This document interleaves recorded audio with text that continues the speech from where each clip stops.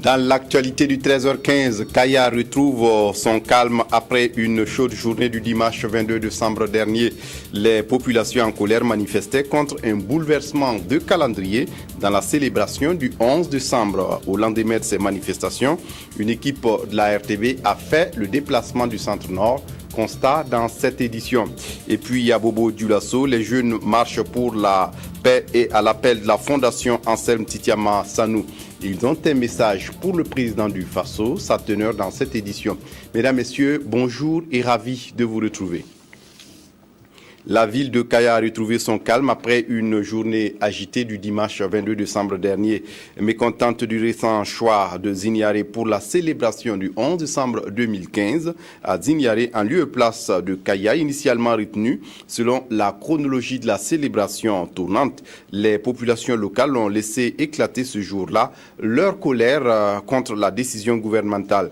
Mais un communiqué du gouvernement burkinabé dans la soirée du 22 décembre a fini par clarifier les choses. C'est finalement Kaya qui va abriter les festivités du 11 décembre 2015. Au lendemain de ces manifestations, une équipe de la RTV a fait le déplacement du centre-nord.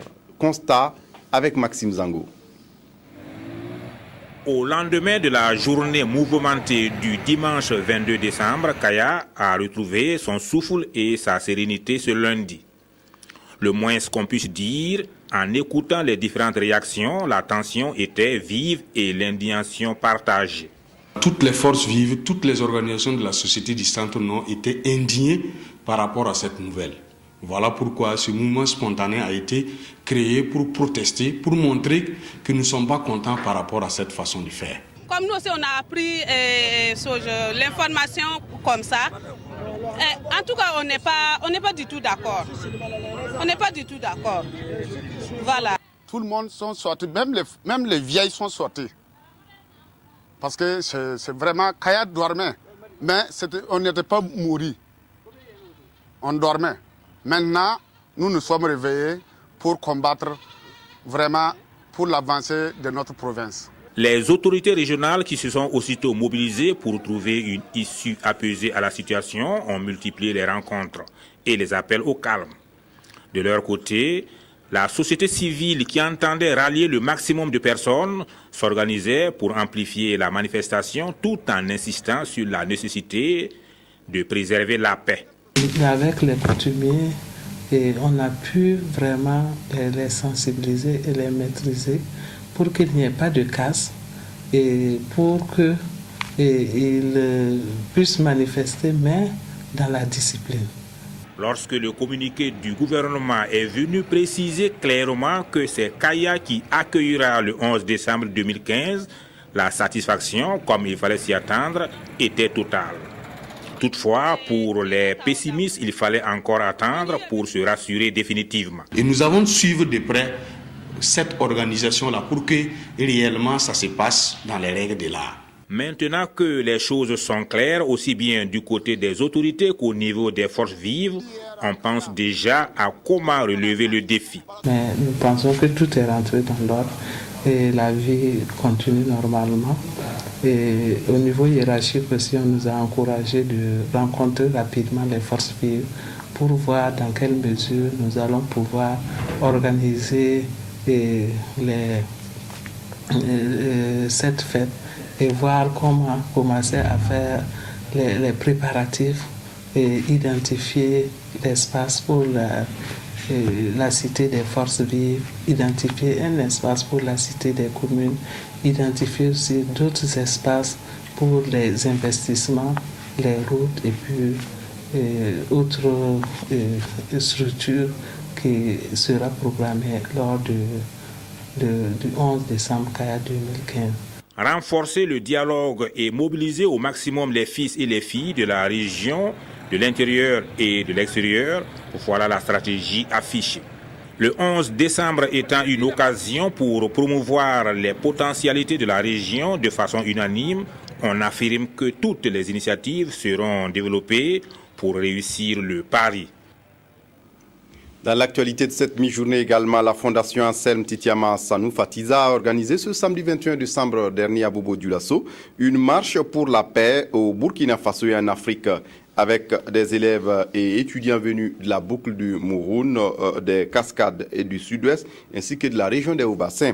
Les responsables de la fondation ont marché de la place Tiefo Amoro au gouvernorat, où ils ont remis un message à l'attention du président du Faso, Ahadi Sandamba. Pour la paix, ces élèves et étudiants venus de la boucle du Mouhoun, des Cascades, du Sud-Ouest et des Hauts-Bassins ont répondu à l'appel de la Fatissa, la fondation Anselme Titiama Sanon. Partis de la place Tiefo Amoro, ils ont donc marché au rythme des responsables de la fondation. Lentement mais sûrement, au pas de la sagesse du Rondoquin, ils scandaient tous le même slogan. Pour la paix! Pour la paix! Pour la paix! Pour la paix! Pour la paix! Une fois au gouvernorat des Hauts-Bassins, l'on a présenté un sketch sur le civisme à l'endroit de tous les marcheurs. Enfin vint le moment tant attendu, le message des élèves et étudiants au président du Faso. À vous et à vos pères d'Afrique, cette présence vous exhorte à aider le peuple du Burkina Faso et les peuples frères d'Afrique à construire une paix durable dans nos pays. Mais avant de remettre le message, une bougie a été allumée et remise en même temps. Un message qui sera remis à qui de droit, rassure le haut-commissaire représentant le gouverneur. Et pour marquer leur adhésion à la cause, les autorités locales ont, avec les responsables de Fatissa, lâché des colombes blanches, bougies allumées, symbole de paix et de prospérité. Cette marche pour la paix met ainsi fin aux 48 heures d'activité de la Fatissa, la fondation Anselme Titiama Sanon pour la culture, la paix et le développement. Le maire de Ouagadougou, face à la presse ce 21 décembre dernier, Marin Ilboudo a fait le bilan de 9 mois de gestion à la tête du conseil municipal. Il a profité d'écliner les grands chantiers pour la ville de Ouagadougou pour 2014 avec un budget estimé à plus de 24 milliards de francs CFA. Reportage Adama Koulibaly. À la tête d'un conseil municipal de 254 conseillers, Kazmi Marin Ilboudo, maire de Ouagadougou, a pris officiellement fonction le 12 mars dernier. 9 mois après, le maire fait un premier bilan face aux journalistes. Au nombre des acquis, l'augmentation de la rémunération de la brigade verte, l'appurement des arriérés de la mairie de plus de 2 milliards à environ 140 millions de francs CFA, des rencontres avec tous les acteurs des différents secteurs économiques pour mieux recadrer ces activités. C'est un processus. Nous avons dit dans un premier temps, la première phase consistait à une rencontre avec les acteurs pour éviter que l'un ou l'autre ne dise pas un jour nous ignorons l'existence d'une réglementation, c'est pour cela que nous ne nous sommes pas conformés. La deuxième phase consiste pour nous à avoir une maîtrise, un inventaire de l'existant. Et avec les maires d'arrondissement, nous sommes à ce stade-là. Le recensement de l'ensemble des détenteurs, gérants de caves, débits de boissons, restaurants, ensuite occupants du domaine public, tous les acteurs économiques seront recensés. La troisième phase consistera à bannir le muscle, comme vous le dites. Et je vous donne rendez-vous pour le premier trimestre de 2014. Pour mettre en œuvre son mandat, le conseil municipal a défini 13 axes stratégiques. Pour l'année 2014, avec un budget de 24 milliards 567 millions de francs, il est prévu la construction des sièges des mairies d'arrondissement pour 200 millions de francs CFA et le premier module du siège de la police municipale pour 150 millions de francs. Pour ce qui est du volet eau et assainissement des quartiers périphériques, plus de 100 milliards d'investissements sont attendus, financés essentiellement par la Banque africaine de développement, l'Agence française de développement et l'Office de l'eau et de l'assainissement. Le CBC, le Conseil burkinabé des chargeurs, vient de tenir un atelier pour valider une étude sur l'évaluation des conditions de passage des marchandises du Burkina dans les ports de Desserta. Une rencontre qui doit aboutir à l'adoption d'un plan d'action qui sera un outil de travail pour le bonheur des chargeurs. Kadissa Nogo. La principale préoccupation pour un chargeur est la maîtrise de l'amélioration continue des conditions de passage portière de la marchandise. Le port constitue le maillon central de la chaîne internationale de transport, tant pour un pays sans littoral que pour un pays côtier.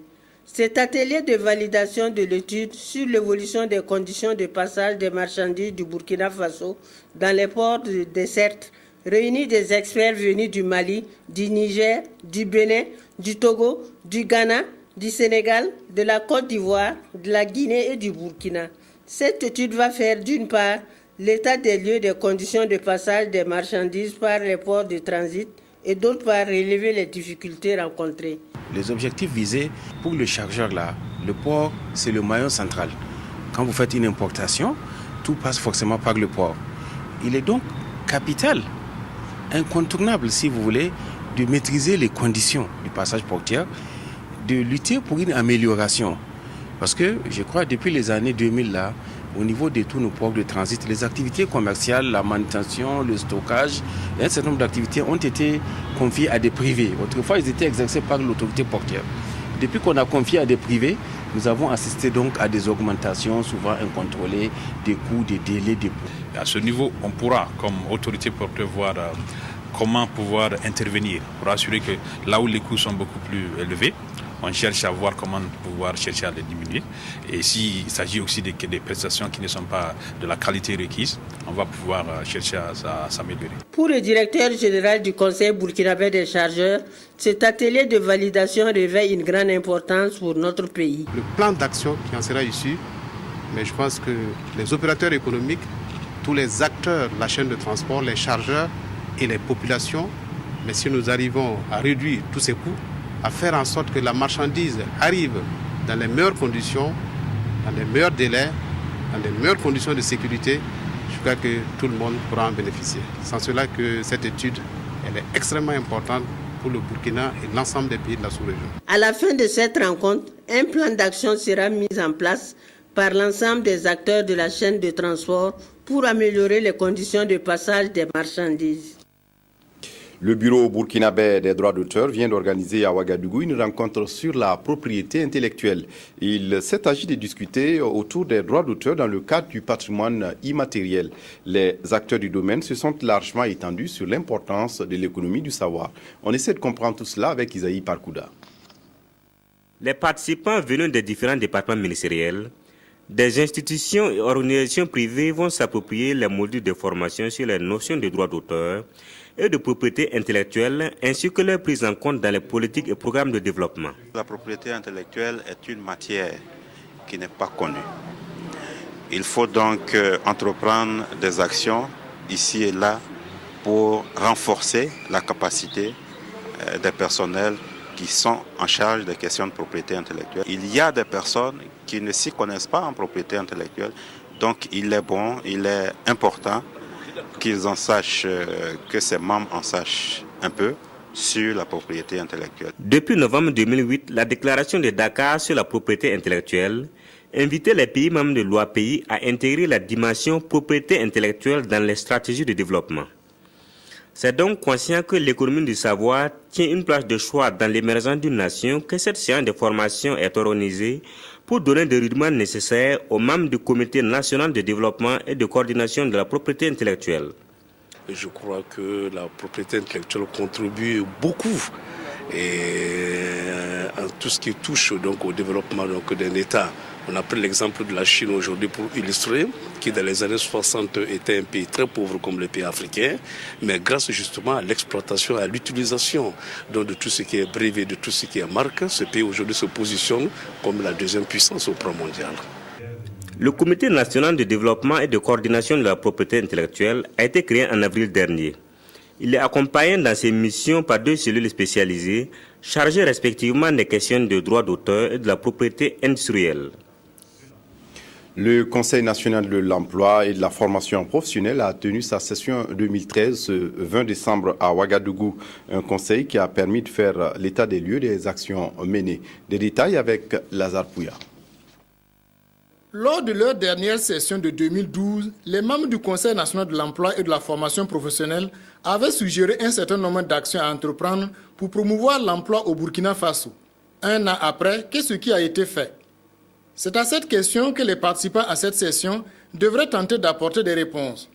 En plus de ce questionnement, ils devraient être informés des grandes conclusions du colloque national sur l'emploi tenu à Ouagadougou il y a de cela quelques jours et qui a proposé une feuille de route pour la promotion de l'emploi dans notre pays. Le colloque a permis donc de relever les insuffisances au niveau donc de la formation professionnelle appliquée dans notre pays.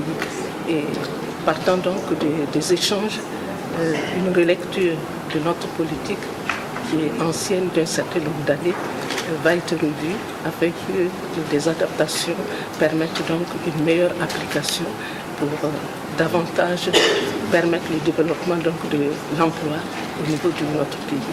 Les questions d'emploi étant transversales, le Conseil est constitué d'acteurs du public, du privé, des organisations de la société civile ainsi que des partenaires au développement.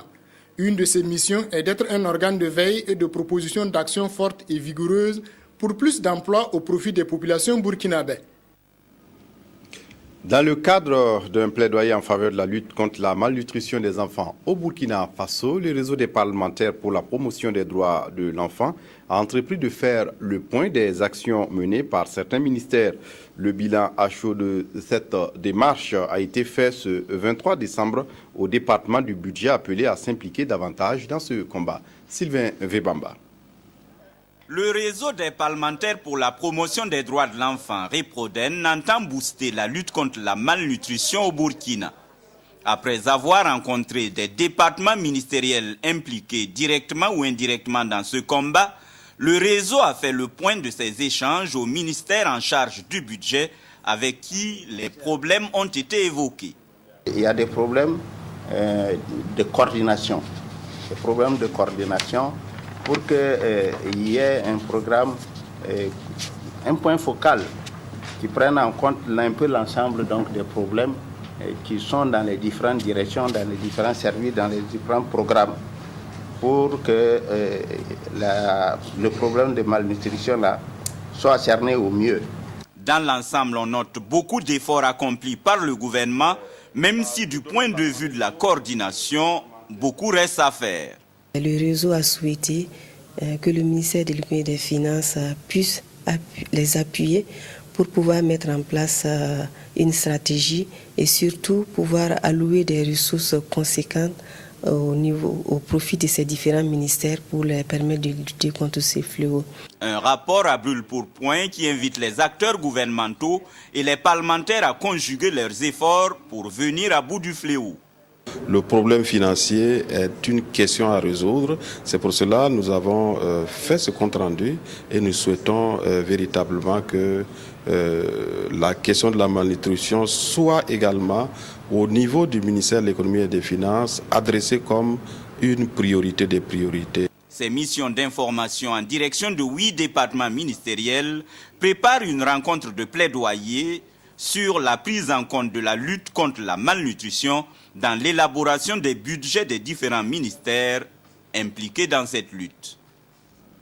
L'ONASER, l'Office national de sécurité routière, vient de faire don aux forces de sécurité d'un lot de matériel composé d'un arsenal de pare-sols, de cônes, de sabots de Denver.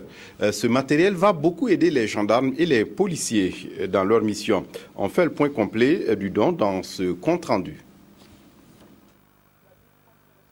C'est un lot de matériel composé de sabots de Denver, de guêtres, de gilets et de parasols, bref, des instruments nécessaires pour la sécurité. Ceci est un don de l'Office national de sécurité routière, ONASER, aux forces de sécurité. Un acte qui vise à renforcer le partenariat entre les deux structures et assurer au mieux la protection des usagers de la route. Ce don traduit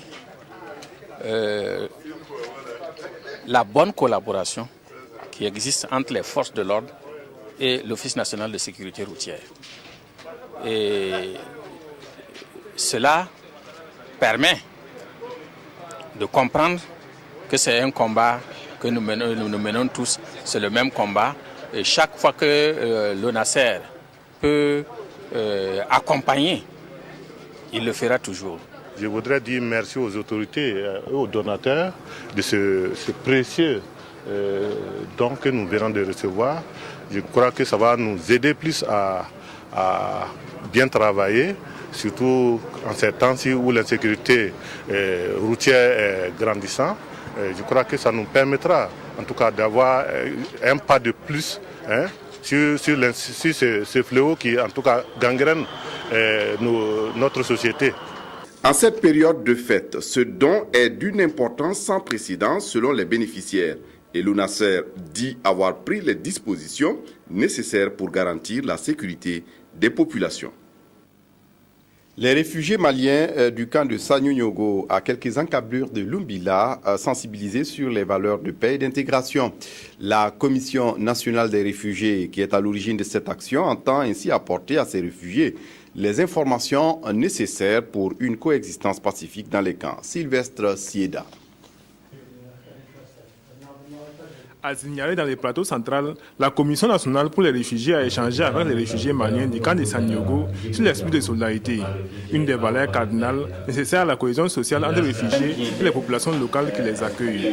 Nous cherchons par ces formations à consolider cet esprit donc, de la coexistence pacifique, de cette solidarité et de cet accueil et l'hospitalité légendaire qui a toujours marqué le Burkina Faso. La culture de la paix, les droits et devoirs des réfugiés sont autant de thèmes qui ont été abordés au cours de ces 2 jours de séance de sensibilisation.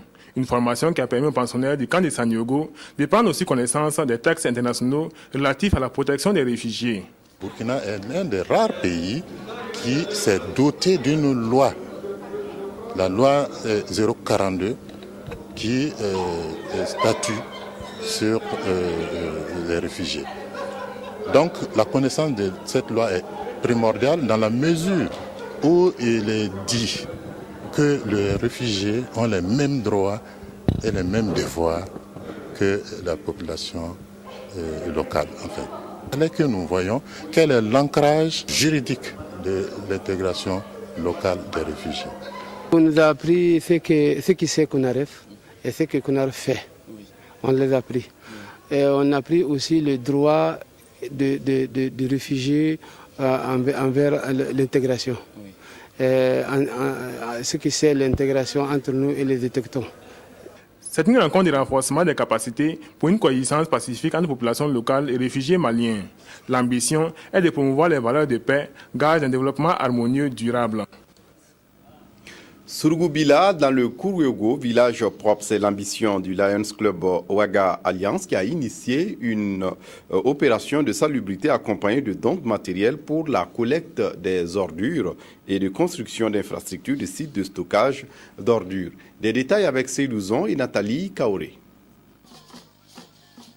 À Surugubila, commune rurale de la province du Kourweogo, le Lions Club Ouaga Alliance lance une journée éco-citoyenne dénommée Village propre.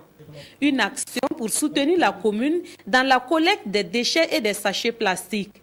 Le club a remis à cet effet 2 charrettes et des bacs à ordures à la commune en présence du ministre en charge de l'environnement. Et ces femmes vont désormais constituer la brigade verte de Surugubila.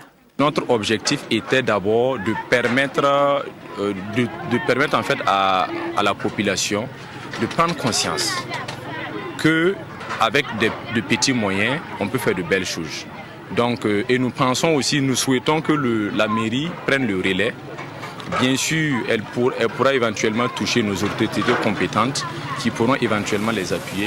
Le ministre de l'Environnement a marqué son engagement à accompagner le Lions Club afin que ce projet puisse atteindre les objectifs fixés. Je me dois d'être présent pour témoigner de la sollicitude, de l'appui, de la reconnaissance du gouvernement face à cet acte qu'il pose.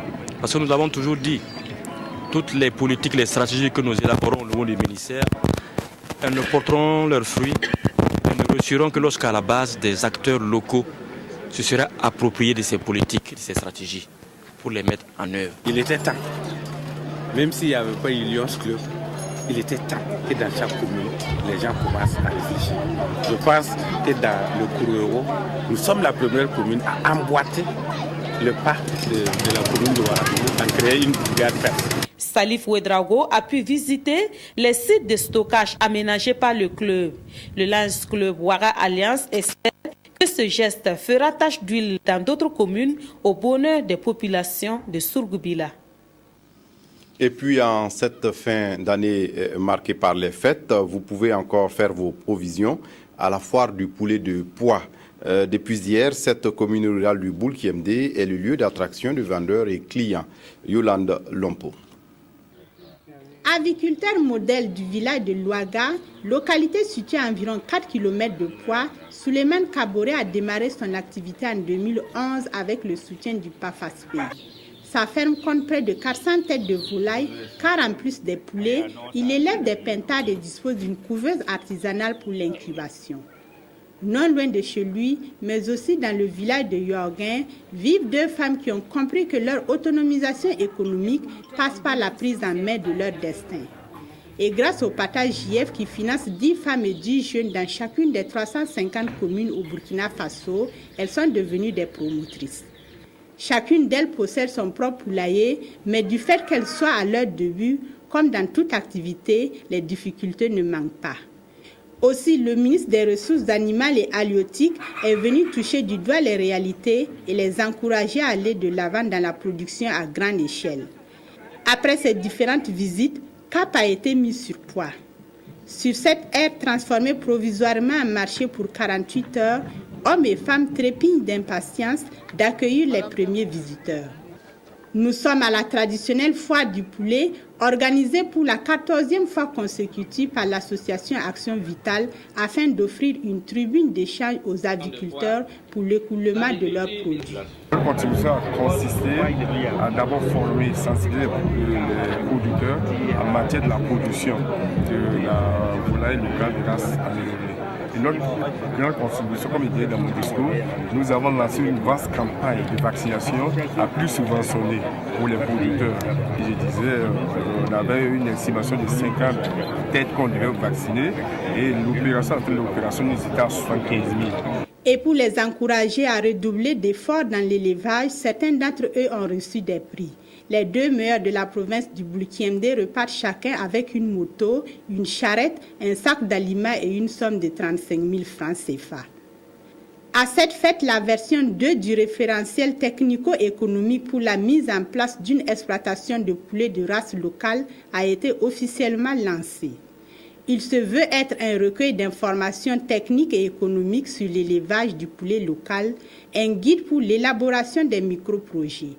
À partir d'un noyau de 10 poules, un coq, en 8 mois, une famille peut être sortie de la pauvreté.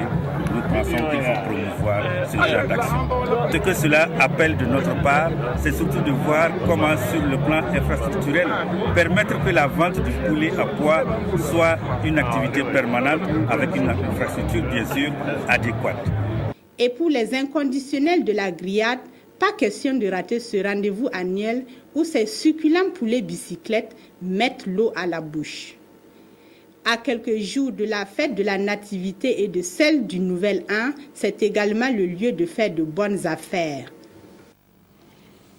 Voilà, c'est la fin de cette édition. Merci de l'avoir suivi. Je vous retrouve demain pour la même édition. D'ici là, excellente suite de programmes sur la RTB. Au revoir.